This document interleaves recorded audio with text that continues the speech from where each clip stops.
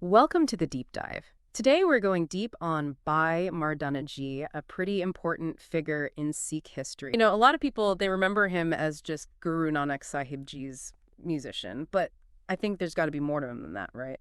Oh, absolutely. Yeah. It's like that one thing being the rabab player kind of overshadows everything else about him. But, think about it. They traveled together for like, what, over 50 years? That's a long time. Yeah. It's a whole lifetime of experiences, deep conversations. It must have been way more than just like a musician and singer kind of thing. Totally. And that makes me think about how in the video they talk about how his name was changed. He started out as Marjana, meaning one who will die. Wow. And then Guru Nanak Sahib Ji changed it to Mardana, meaning a brave man.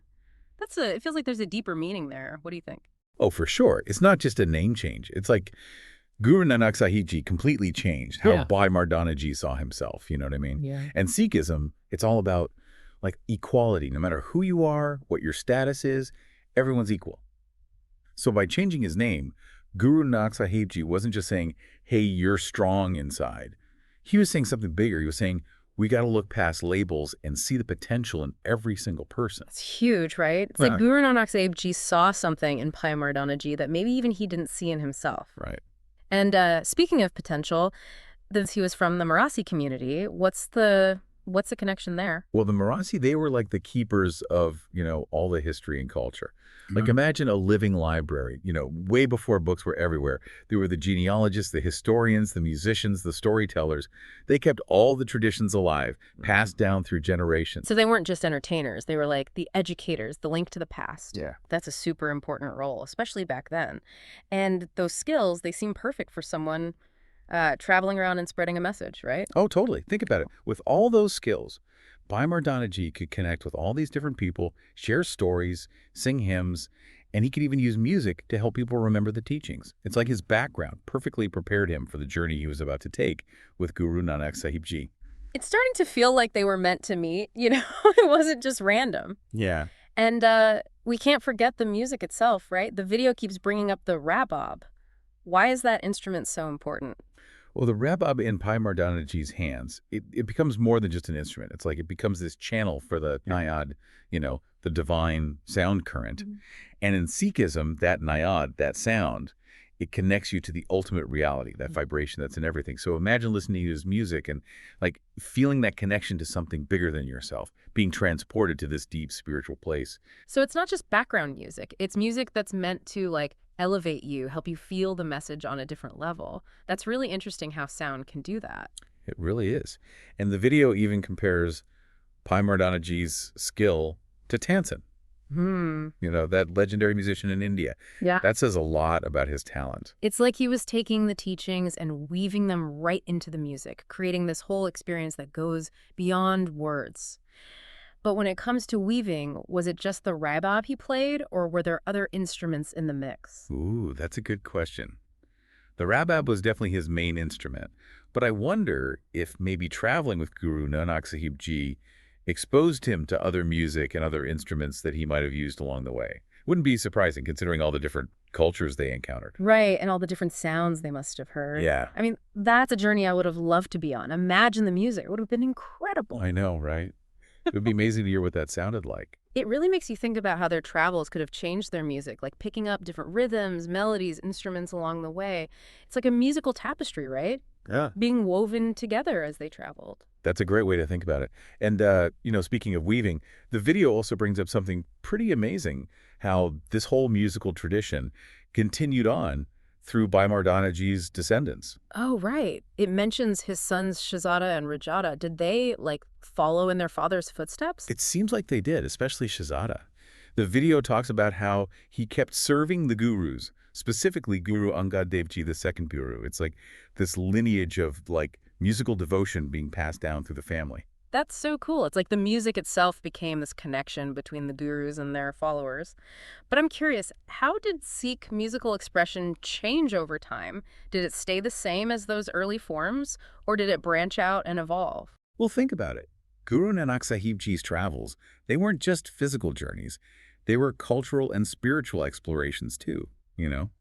He encountered so many different traditions, philosophies, different ways of expressing things. So it wouldn't make sense for the music to stay frozen in time, right? It would have had to adapt and be influenced by all those different encounters. Exactly. And while the video doesn't really dive into specific musical changes, it does mention two other descendants, Pai Satta and Pai Bawand. They were around during the time of Guru Arjan Dev Ji and Guru Hargobind Sahib Ji, and they're actually credited with a pretty big shift in Sikh musical tradition. Okay, now I'm really interested. What did they do? Well, they're believed to be the first ones to perform kirtan, singing hymns from the Guru Granth Sahib in the Uh, Darbar Sahib. Hold on, Kirtan, can you break that down for me a little? What exactly is Kirtan? Kirtan, it's like a devotional practice where they sing the hymns from the Guru Granth Sahib, which is the Sikh holy scriptures. And it's not just singing, it's more like a form of meditation, a way to connect with the divine through music and poetry. Mm. And, it's still a central part of Sikh worship today. Wow, so they weren't just musicians, they were pioneers in shaping how Sikhs connect with their faith. And this whole practice of kirtan, it can be traced all the way back to Bhai Mardana ji. Yep. His influence, it just keeps resonating, not just through the rabab, but through this deeply spiritual practice that he was a part of.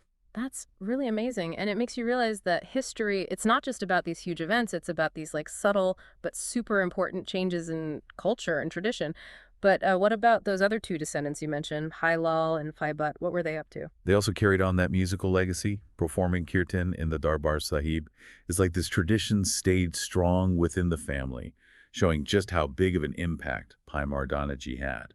It's like this unbroken chain of music and devotion, right? Connecting all these generations and carrying that original spark through time.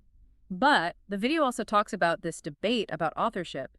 Did Bhai Mardana ji actually write some of the hymns that are attributed to Guru Nanak Sahib ji? That's a really interesting point. Hmm. The video mentions how Guru Nanak Sahib Ji actually included verses specifically attributed to Bhai Mardana Ji in the Guru Granth Sahib. Wait, really? I had no idea. So is there like a definite answer about who wrote what? Well, there's a whole section called Slok Mardana Pella, but whether those verses were actually composed by Bhai Mardana Ji or if they were dedicated to him by Guru Nanak Sahib Ji, it's still kind of a mystery. I guess some mysteries are meant to stay that way, but just the fact that those verses are included in the Guru Granth Sahib says a lot about their relationship, don't you think? It's like their voices are intertwined, even in the scriptures. For sure. And it all goes back to that really powerful moment when Bhai Mardana Ji was passing away, and he asked to stay with Guru Nanak Sahib Ji in the afterlife. Yeah. In a way, you could say his wish came true, their bond. It goes way beyond the physical realm, and his spirit lives on through his descendants, through the music, even within the Guru Granth Sahib itself. That's really beautiful. But, the video doesn't just focus on the positive stuff. It also brings up some not so flattering portrayals of Bhai Mardana ji in certain accounts, like the suggestion that he could be fearful sometimes, impatient, even that he threatened to leave Guru Nanak Sahib ji. Yeah, that's true. The video doesn't shy away from those accounts, but it also makes us think, could these be misunderstandings or even attempts to, downplay his importance? To maybe diminish his role and, the significance of the whole Marathi community in early Sikh history, it feels like we're being asked to look at these things with a critical eye, to think about the source and why they might be saying these things. Exactly. It reminds us that history isn't always black and white. It's often filtered through different lenses, biases, interpretations, sometimes even political agendas. So instead of just taking everything at face value, we're being encouraged to dig a little deeper, think about the context, and be open to the idea that the official story might not be the whole story. I think that's such an important point. It's about being curious, asking questions, and realizing that there might be more to uncover than what we see on the surface. Yeah, it's like we have to be active in how we understand history, not just sit back and take in whatever is given to us. We got to think critically and question what we're told, right? Exactly. And this whole deep dive has really shown me something.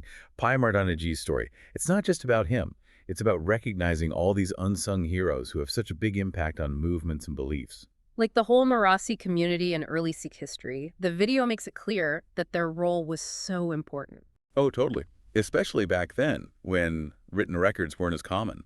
They were the educators, the storytellers. They held on to all those traditions. They were like the foundation, Yeah. right? The bedrock that everything else was built on.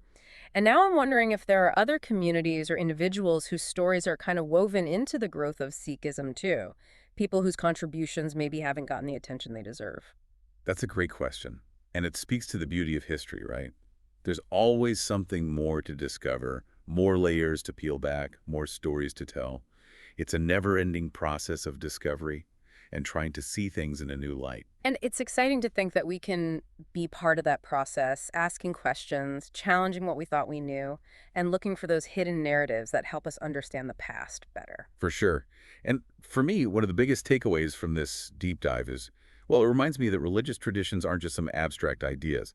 They're lived experiences, embodied in the lives and journeys of people like Guru Nanak Sahib Ji and Bhai Mardana Ji. It's like their story makes Sikhism real, you know? Yeah. It shows us the power of friendship, a shared purpose, and how music can really transform people. Exactly.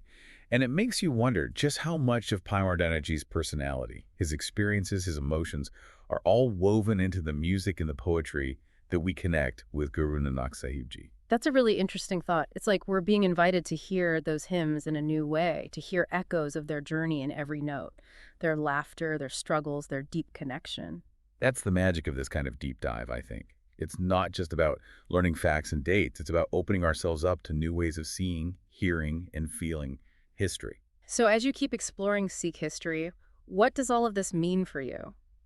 It makes me want to go even deeper, to go beyond the surface and look for those hidden connections, those untold stories that show us the human side of the tradition. I love that. It's like we're being encouraged to be curious, to be skeptical, to be open-minded, and to treat history not as some dry subject, but as an ongoing conversation.